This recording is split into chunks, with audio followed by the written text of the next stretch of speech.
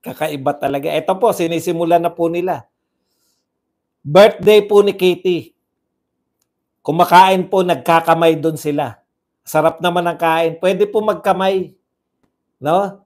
Hindi po yan katulad ni Kiko na mukhang tanga na kumakain sa takip ng kaldero.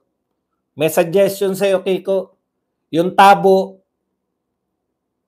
sa CR, doon ka naman kumain pag may sabaw.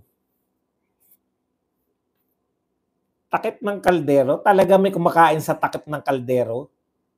Tanga neto. Pati kami pinagbubulan nyo. Walang kumakain sa takip ng kaldero.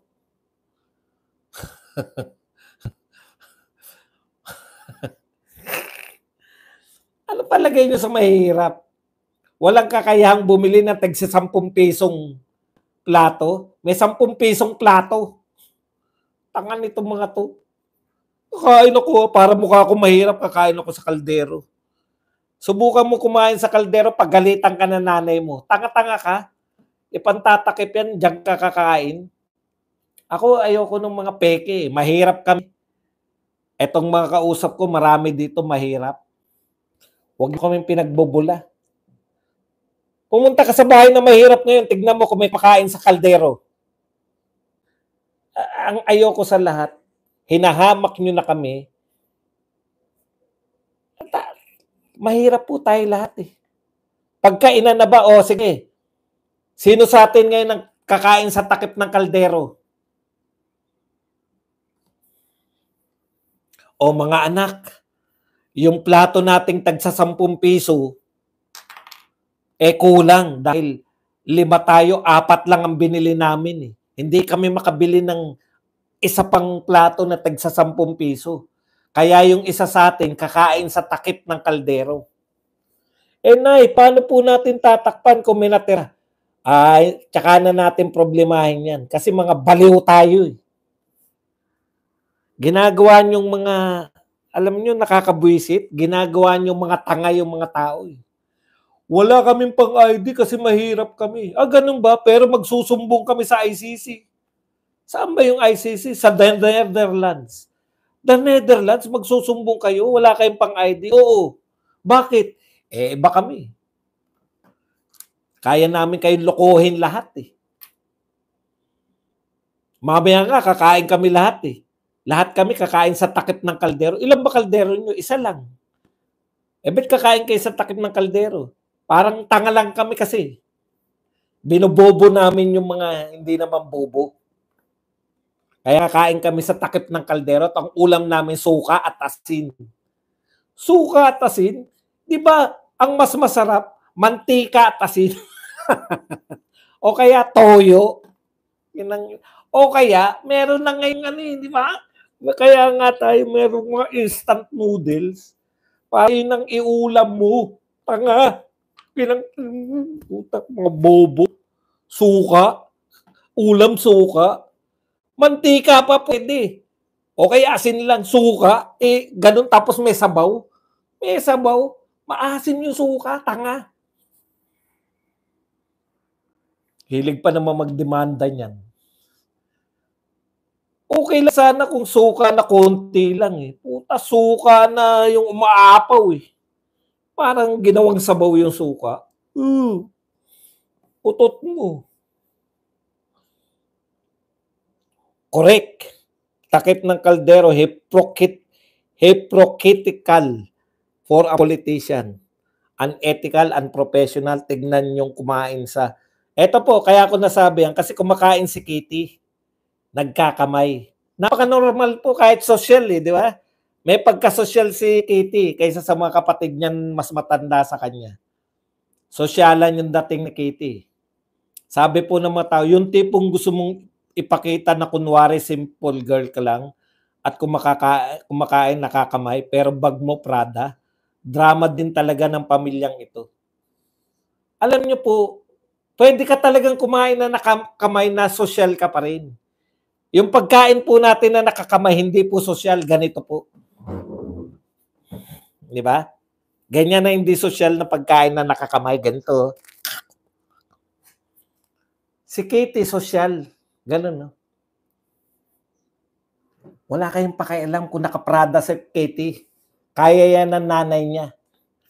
Negosyante nanay ni ni Katie. Alam nyo, sa buwisit ni Katie sa inyo, pag nag-abuga siya yan at tumakbo balang araw, yari kayo. Pakialam ninyo. Bakit si Kiko hindi nyo punahin? Talaga namang hawakan mo yung manok, di ba? Yung hindi sosyal, nakatasang pa, tapos hawak mo yung plato mo, ganyan, no? Si Katie, ganun lang, no?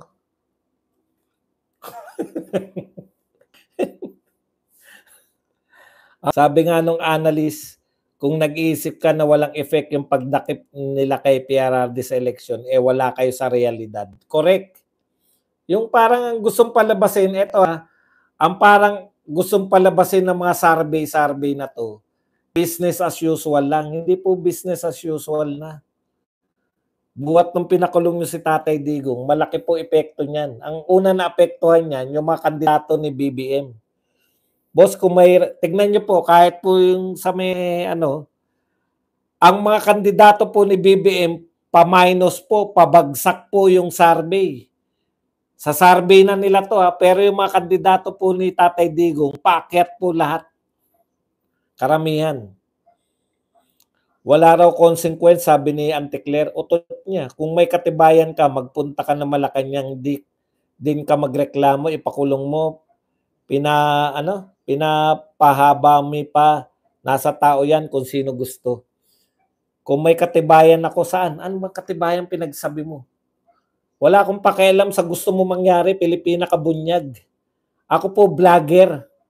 Lahat po ng sasabihin ko rito, ay sasabihin ko. Natural lang na magkamay si Katie dahil picnic ground ang setting.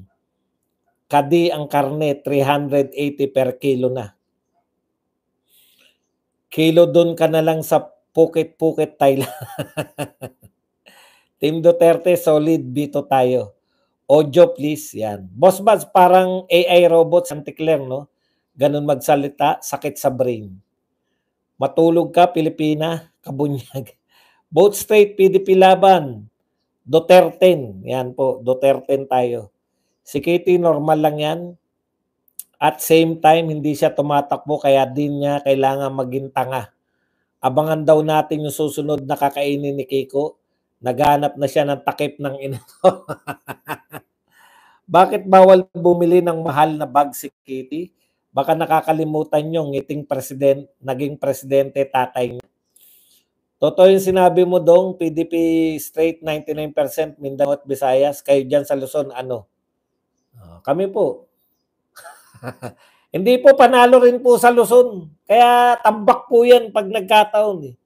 Binanatan daw ni Auntie Claire si Mama Hanilet sa vlog niya. Opo, hindi po sa vlog niya pa. Hindi ko alam na nagbablog pa pala yan. Lahat tayo nag-celebrate ng birthday ni Tatay Digong. Lahat na yan, boboto ng straight senators. Di bali sa takip ng kaldero, wag lang sa takip ng arenola. Correct. Mahirapan magtanim EJK sa dahig. Kaya vote straight, PDP, straight. Kahit ano pa ang survey gawin nyo, sino mahal ng tao, PDP, solid. Ang hirap ngayon pag voter. Kapatid, pasensya na po kayo. Medyo bibitinin ko lang kayo ng konti kasi meron po kaming magmi-meeting po kami para sa mga paano natin ikakampanya ang mga kandidato natin.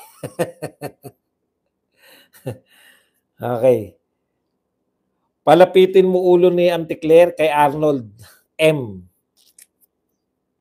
Nicholson, anong gusto niyang patunayan sa content niya? Boss Badong, tanong ko lang, may immunity bang ambassador ng Pilipinas kung nasa Pilipinas siya? Ang may immunity lang po sa mga kasuhan, presidente lang po. Wala pong immunity lahat. Ibig sabihin po na may immunity yung kunwari sa ibang bansa ka tapos ambassador ka, dun. Pwede yun, no? Pero yung dito ka at dito mo ginawa, tanong ko lang, alam ko wala. Pero hindi ko rin sigurado, pero wala po. Boss, hindi ba naoperahan si Lying Boying Remulla sa puso kaya may change of heart siya?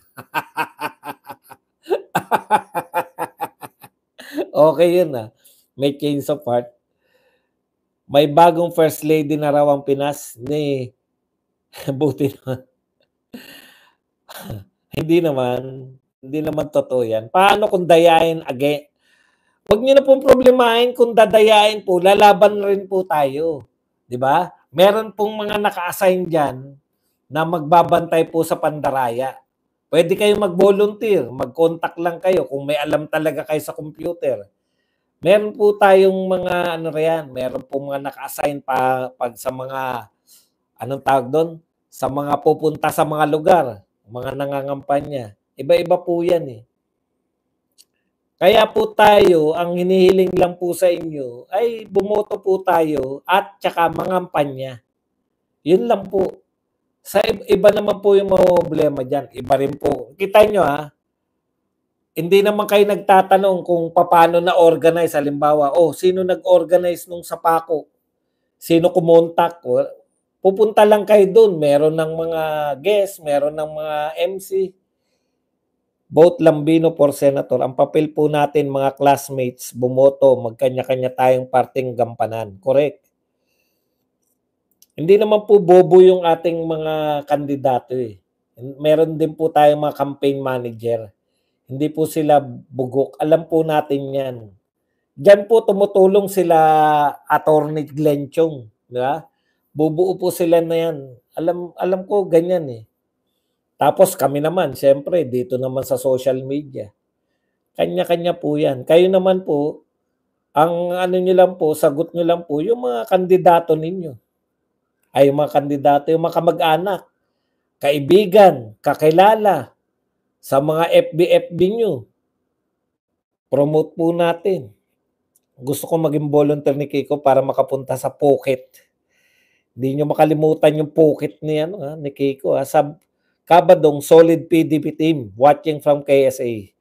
Tanong Tatay Badong, kailan magiging 3 silver button natin? Wala na po tayong pag-asa ron sa ikatlo.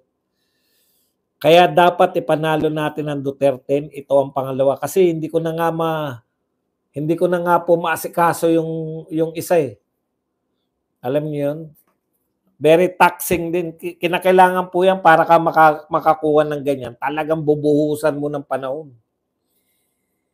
Vote Philip Salvador. Yan. The best for Senator Marcoleta, solid vote. Boss Badong, kung sniper ang tumira kay Kerwin, dapat ulo ang tama, di ba? Wala po akong pwedeng maging reaction dyan kung bakit siya buhay o hindi siya namatay. Paubaya na lang po natin yan sa mga nakakaalam.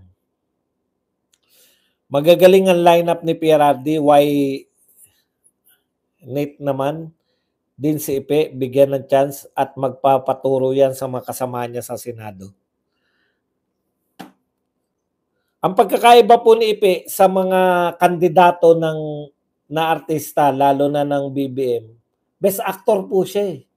Many times, napakarami pong best actor ni Philip Salvador. Ibig sabihin, sa field niya po, hindi matatawaran na angat siya.